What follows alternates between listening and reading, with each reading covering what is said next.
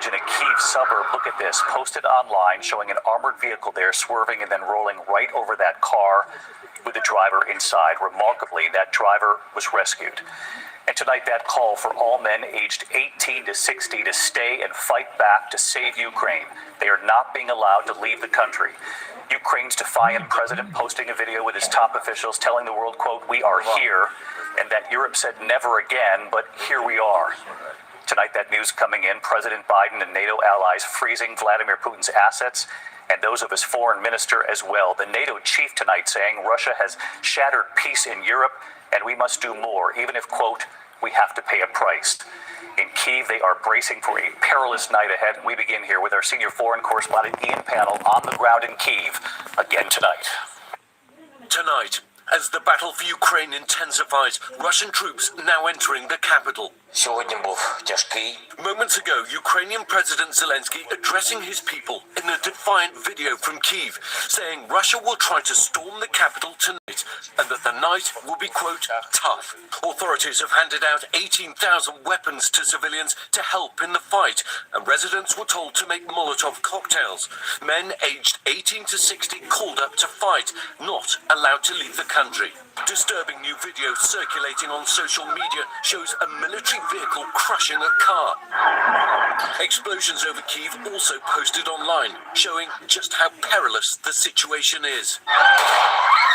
At a Kyiv train station today, gunfire heard as crowds trying to flee the city force their way onto trains. Once again, air raid sirens are ringing out across the capital, Kyiv. Although there's been a lull in the fighting for the last couple of hours, the fears are that the Russians have been resupplying and ready to mount a real attack inside the city. We watched as troops ran through the streets, taking up positions to defend the city. Alexei Goncharenko may be a prominent lawmaker here, but today he's one more citizen with a gun. I don't want to fight. I'm not soldier. I'm not professional military man.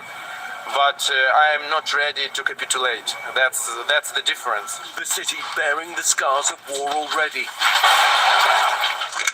An apartment block hit by an unidentified aircraft.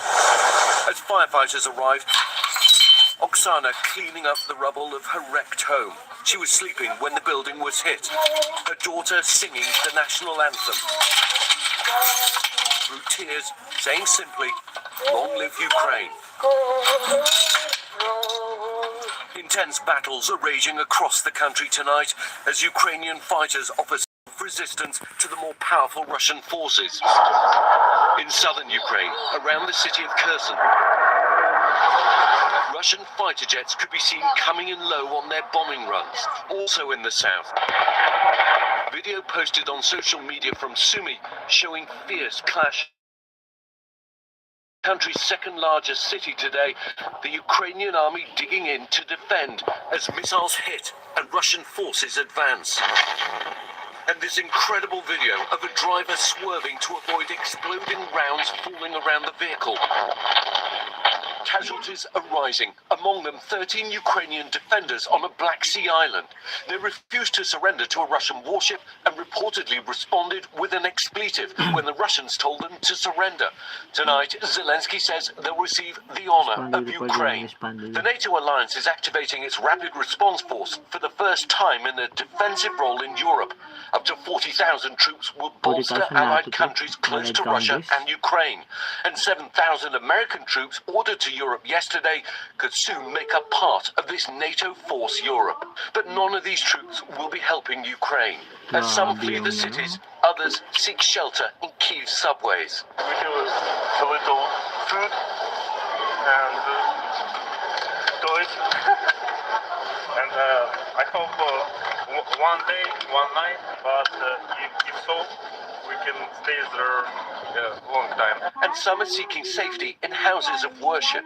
Rabbi Jonathan Markovich and his wife Ina have thrown open the doors of their synagogue. With US visas, they could have fled.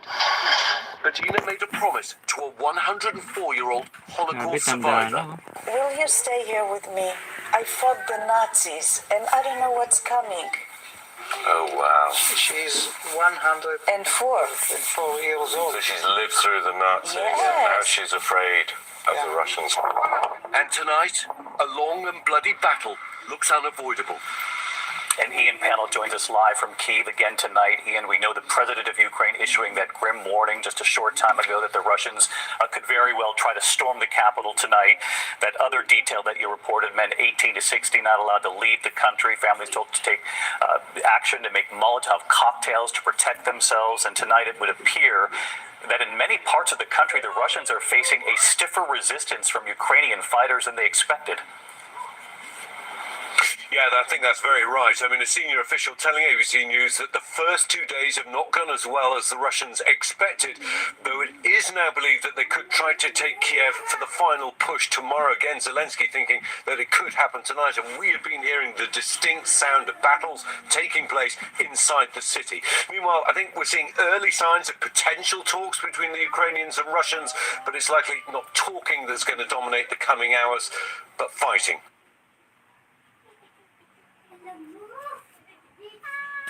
Russia has chosen war. These are among the darkest hours for Europe since the end of World War II. President Putin, in the name of humanity, bring your troops back to Russia. There will be massive consequences going forward, a price that Russia will have to pay for a long, long time. We will continue to support them. Ukraine will prevail.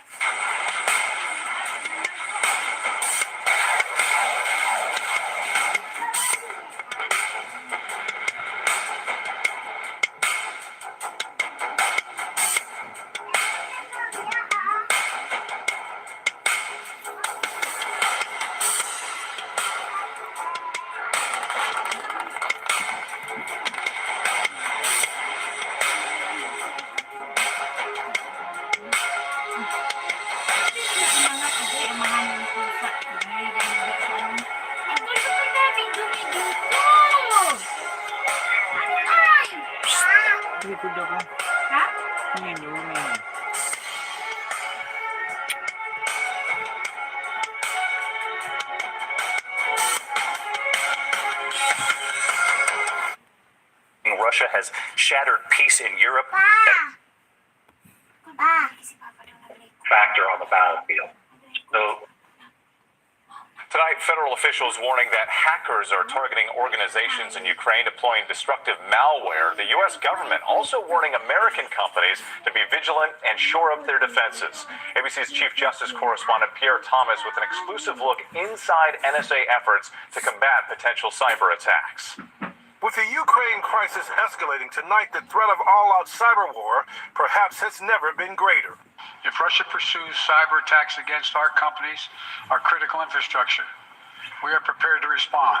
The Kremlin has an army of hackers at its disposal. We've seen from past Russian cyber attacks, or at least operations launched out of Russian soil, that they can have an impact on either critical infrastructure here or different industries. But the U.S. has far-reaching capabilities of its own. Welcome to Dreamport. This is one of two labs. This is the Dreamport facility, developed by the U.S. Cyber Command, along with the private sector and partners in academia, to foster innovation in hacking defense and offense. All the devices that power this model city are real actual devices that you would find out in the real world. This miniature city used to practice real-world attacks. This young hacker is about to take out power to an entire city. Dreamport hackers turned off the city's lights, caused a water park to flood, disrupted traffic lights, and brought the city's port to a halt. This is not science fiction. This is involving activities and maneuvers that hackers can actually do to disrupt our daily lives. Absolutely. The future is now. We're not dealing in something that's 50 years away. The idea here is to model the behavior of disruptive cyber attacks against critical infrastructure, understand how they work, understand the resilience, how to defend against it. And again, you can't protect what you don't understand. Homeland Security's bottom line, protecting against cyber attacks is no longer optional. It could be about the survival of your business. Whit?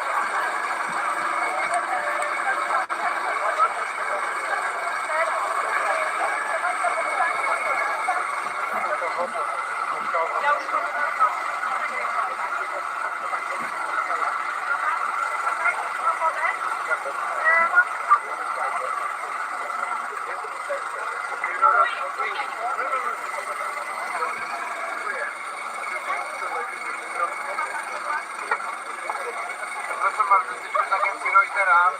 Okej. Proszę. Skąd pani tu przyjechała? Ja przyjechałam z Warszawy. A czemu pani tu przyjechała? No, przyjechałam po pierwsze, żeby przywieźć różne rzeczy, które są w różnych punktach zbiórki. U mnie w dzielnicy też była taka, więc zabrałam do bagażnika, co się zmieściło i przywiozłam.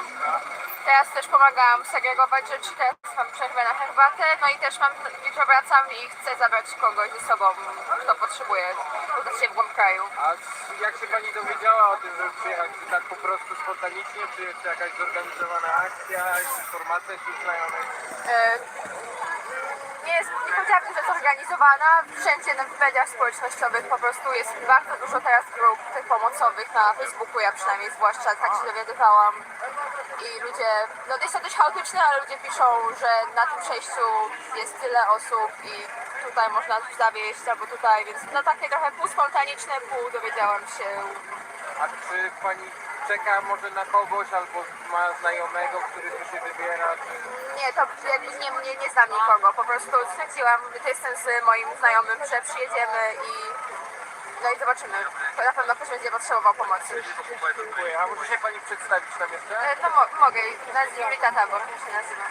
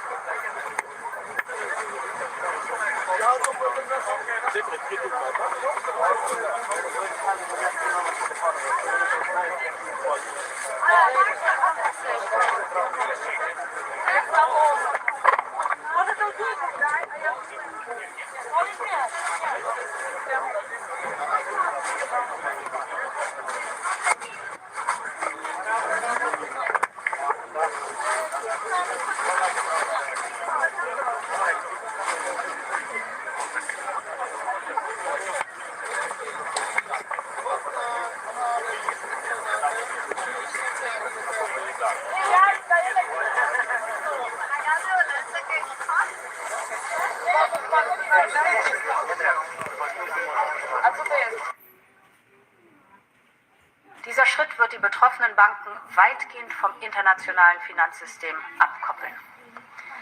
Und dieser Schritt wird es ihnen erheblich erschweren, am weltweiten Geschäftsverkehr teilzunehmen. SWIFT ist das dominierende globale Zahlungssystem zwischen Banken. Ohne SWIFT werden die betroffenen Banken kaum mehr in der Lage sein, Finanztransaktionen auf dem Weltmarkt durchzuführen. Und damit blockieren wir auch weitgehend russische Exporte und Importe. Zweitens, wir wollen Putin daran hindern, seine staatlichen Rücklagen für die Finanzierung seines Krieges zu nutzen. Dafür werden wir das Vermögen der russischen Zentralbank blockieren. Ihre Transaktionen werden eingefroren und wir nehmen der Zentralbank die Möglichkeit, ihre Guthaben international einzusetzen. Der dritte Punkt betrifft Oligarchen. Wir arbeiten intensiv daran, dass sie über ihre Geldvermögen nicht mehr unbeschränkt verfügen können. Mit all diesen Maßnahmen erschweren wir es Putin, seinen Krieg gegen die Ukraine zu finanzieren und wir höhlen die Fundamente der russischen Wirtschaft nach und nach aus. Putin hat einen Kurs gewählt, der auf die Zerstörung der Ukraine abzielt. Aber damit zerstört er ebenfalls die Zukunft seines eigenen Landes. À peine quelques dizaines de kilomètres de la frontière orientale de l'Union européenne, l'armée russe commet des actes barbares pendant son invasion de l'Ukraine. Elle bombarde et lance des missiles, tuant des personnes innocentes. Dans le même temps, le monde entier est témoin de la résistance résolue et courageuse de l'armée et population ukrainienne. Les forces russes ont déclenché leur assaut sur Kiev et les autres villes ukrainiennes et nous sommes résolus à imposer un prix énorme à la Russie. Un prix qui l'isolera de notre système financier international et de nos économies. En coordination avec le président Biden, le président Macron, le chancelier Scholz, le premier ministre Draghi, ainsi que les premiers ministres Trudeau et Johnson, nous avons discuté d'un tour de vie significatif dans notre réponse internationale. L'Union européenne et ses partenaires, nous travaillons ensemble pour affaiblir la capacité de Poutine à financer sa machine de guerre. Je vais maintenant proposer aux leaders européens des mesures suivantes.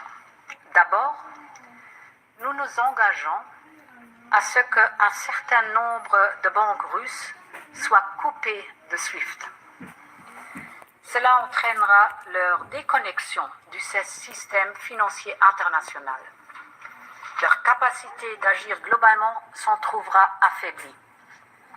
SWIFT est le système interbancaire dominant au niveau global.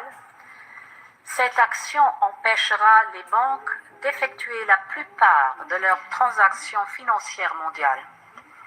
Par conséquent, les exportations et importations russes seront bloquées. Ensuite, nous empêcherons Poutine d'utiliser son trésor de guerre.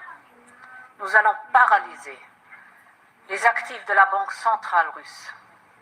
Cela gèlera ses transactions financières et rendra impossible la liquidation de ses actifs.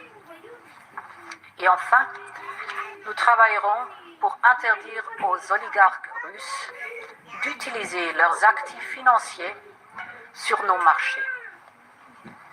Toutes ces mesures affaibliront de manière significative la capacité de Poutine de financer sa guerre. Elles dégraderont petit à petit son économie. Poutine s'est embarqué dans la voie de la destruction de l'Ukraine, mais ce faisant, il détruit l'avenir de son propre pays. Merci.